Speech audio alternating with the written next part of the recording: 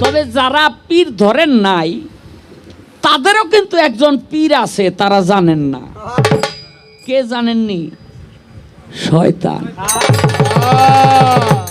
হ্যার পীর হইল শয়তান। যারা পীর ধরে নাই, জুয়ান পোলা পান এরকম আছে না, রাত বইরা দেখতাছে রসগোল্লা খাইয়া, হ্যাঁ, ঘুমাইয়া ঘুমাইয়া একেবারে মনে করেন যে পেট ভরিয়া লাইছে, সকালবেলা উঠতে দেখে খাতার কোনা চাবাইয়া ফেথা ফেথা করিয়া লাইছে। ওই হ্যারপিস সাবে এই কাম। হ্যাঁ, রাইতে ঘুমাইয়া ঘুমাইয়া স্বপ্নে দেখতেছেন কি বিয়া করছেন, পোলাপান হইছে 3 জন, বউ সেই রকম সুন্দরী, কথা কইলেই ভালো লাগে, বাকিটা তো কোনই লাগে না। হ্যাঁ, ঘর বাড়ি ভইরা গেছে, পোলাপান বড় হয়ে গেছে, বাবা বাবা কইয়া গলার মধ্যে জড়াইয়া ধরে, আপনার ঘুমটা ভাঙে গেছে, চাইয়া দেন বালিশ লইয়া মুচড়াইতেছে। এটা কে করায় জানেননি? আপনার পিসাবে। এটি করাইলো যারা গুরু ধরেন নাই, মুড়ি ধন নাই, হ্যাঁ যেই পীর ওই পীর এলো এই কামগুলি করায়। আর যারা গুরু ধরা তাদের কাছে ওই শয়তান আসতে পারে না। হ্যাঁ, তাদের কাছে ওই শয়তান আসতে পারে না। এই জন্য একজন কামেল মুর্শিদের দরকার আছে। এখন কামেল মুর্শিদের যে দরকার আছে, এটা কি মিয়া পেট বানাইয়া কও না? আমগো কোরআন হাদিসের মধ্যে এগুলো আছে। পেট বানাইয়া কথা কইলে তোমারে আজকেই যাইতে দিম না, খাম্বার লগে বাইন্দা তুমি। কি কর, আমার বাইন্দা থুইবেন না? আপনারা এতগুলি মানুষ আর আমি পেট বানাইয়া কথা কইয়া জামুগা?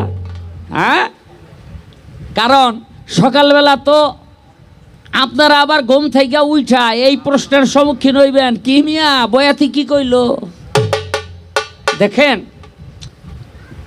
সূরা ফাতের 10 নম্বর আয়াতের মধ্যে আল্লাহ পাক বলে, হে দোস্ত, হে হাবিব, আপনি বলে দিন, আপনার হাতে হাত দিয়া যারা বায়াত গ্রহণ করতেছে, নিশ্চয় ওই হাতের উপর, অর্থাৎ আপনার হাতের উপর আমি আল্লাহর হাত রহিয়াছে। তাইলে নবীর হাত কার হাত? কার হাত? নবীর হাত আল্লাহর হাত। আমার নবী কি কয়? নবী কয়, আমার নায়েবে নবীর হাতে যারা হাত দিল তারা যেন আমার হাতেই হাত দিল। এই জন্য বলা হয় তরিকতে, পীরের হাত তো নবীর হাত, নবীর হাত তো আল্লাহর হাত।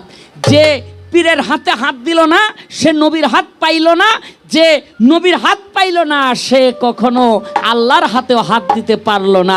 আল্লাহ পাইব তো দূরের কথা। এইবার আসেন, এ তো পীর ও পুরুষ, মুরিদ হয় গিয়া কারা হয়? পুরুষরাই তো বেশি, তাই না? হ্যাঁ, কথা কোন নাকে? কোন মাইয়া লোক পীর দেখছেন? এখানে 2 জন পাওয়া গেছে।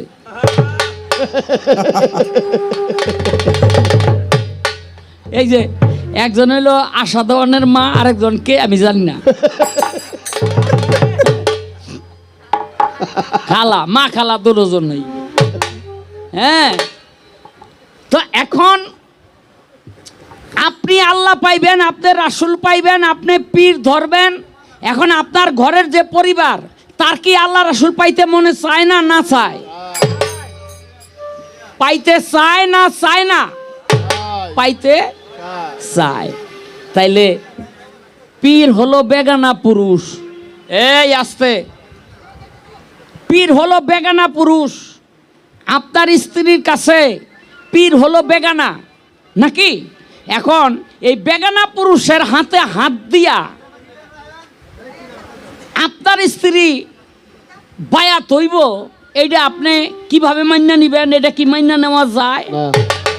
আচ্ছা, আপনার আমার কথা ঠিক না আল্লাহর কথা ঠিক? আপনার আমার কথা ঠিক না রসুলের কথা ঠিক? আমার রসুলের কথা ঠিক।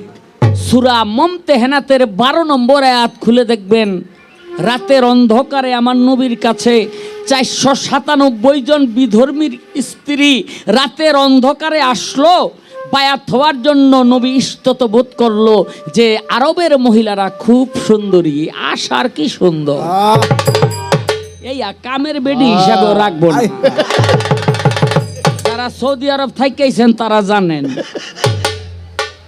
কি নাই, দুই একজন হ্যাঁ ওই যে কইতাছে ঠিক, এই তার দুধ পড়ে গেলে বোঝা যায় ঘুরে যাইছে। হ্যাঁ এইরকম 497 জন নারী রাতের অন্ধকারে নবীর কাছে আসলো, ইয়া রাসূলুল্লাহ আপনার হাতে হাত দিয়ে আমরা বায়াত হতে চাই। নবী ইস্তত বোধ করলো, হাই হাই রে, এদের হাতে যদি আমি হাত দেই আর কাফেররা যদি জানে যে তাদের নারীদের অঙ্গ স্পর্শ করছি আমার নামে কলঙ্ক দিবে। নবী চুপ হয়ে গেল। আল্লাহ পাক সঙ্গে সঙ্গে আয়াত নাজিল করে দিল সূরা মুমতাহানাতের 12 নম্বর, হে রাসূল আপনি যদি এদের থেকে মুখ ফিরাইয়া নেন যারা রাতের অন্ধকারে আপনার কাছে আসছে বায়াত হওয়ার জন্য, চুরি করবে না, জেনা করবে না, ব্যভিচার করবে না, নিজ কন্যা সন্তানদেরকে হত্যা করবে না, তাদের থেকে যদি আপনি মুখ ফিরাইয়া নেন, তারা যদি বিপদগামী থাকিয়া যায় আখেরাতে কিন্তু এই দায় ভার আপনারই বহন করতে হবে। নবী বায়াতের পক্ষে, আল্লাহ বায়াতের পক্ষে গেল না বিপক্ষে গেল?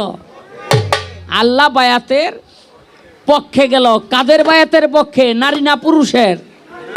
নারীর বায়াতের পক্ষে গেল। আল্লাহর রসুল কি করলো? এক মটকা পানি এনে তার ভিতরে হাত দিল। 497 জন নারীকে বললেন এই মটকার পানির মধ্যে হাত দাও। সেই পানির মধ্যে হাত দিয়া তারপর আল্লাহর রসুল বায়াত করলো। তাহলে নারীদের বায়াতের কথাও কোরআনে আছে। বায়াত এইটা নতুন কোন ফেকা ফতুয়া না। কিন্তু আমাদের সমাজের মধ্যে কিছু ওহাবি মার্কা মানুষ আছে, এই ওহাবি মার্কা মানুষেরা আমাদেরকে সেই পীর ধরা থেকে, পীর মুর্শিদের খেদমত থেকে ফতুয়া দিয়া দূরে সরাইয়া রাখে। এটা কাদের চক্রান্ত? এটা হলো ইহুদিবাদীদের চক্রান্ত। মনে রাখবেন, ইসলামকে ধ্বংস করার জন্য তারা উঠে পড়ে লেগেছে। আমাদের ইসলামের প্রথম শর্ত হইল কলেমা পড়া, ইমানের সহিত। আপনাদেরকে যদি আমি বলি আপনারা কি মুসলমান, সবাই চেঁচাইয়া উঠবেন, মিয়া নতুন দেখলানি আমরা সবাই মুসলমান। মুসলমান হইলে কলেমা পড়তে হয়। আমি যদি বলি কবে কলেমা পড়ছেন, কেউ কইতে পারবেন না। বাবাই পড়ছে শুনছেন, মায় পড়ছে শুনছেন, হ্যাঁ কেউ মইরা গেলে কলেমা পড়তে পড়তে গেছেন, ওইটা মরার কলেমা। কিন্তু আপনার কলেমা কো? যদি আপনি কলেমা পড়েন তাহলে একজন কামেল মুর্শিদের হাতে হাত দিয়ে আপনার কলেমা পড়তে হবে সাক্ষী রাইখা, লা ইলাহা ইল্লাল্লাহু মুহাম্মাদুর রাসূলুল্লাহ সাল্লাল্লাহু আলাইহি ওয়াসাল্লাম। একলা একলা কই লইব? একজন কামেল মুর্শিদের এই জন্যই দরকার আছে। হে মুর্শিদ, আপনার সাক্ষী রাইখা আমি আল্লাহ ও আল্লাহর রসুলের প্রতি ঈমান আনলাম।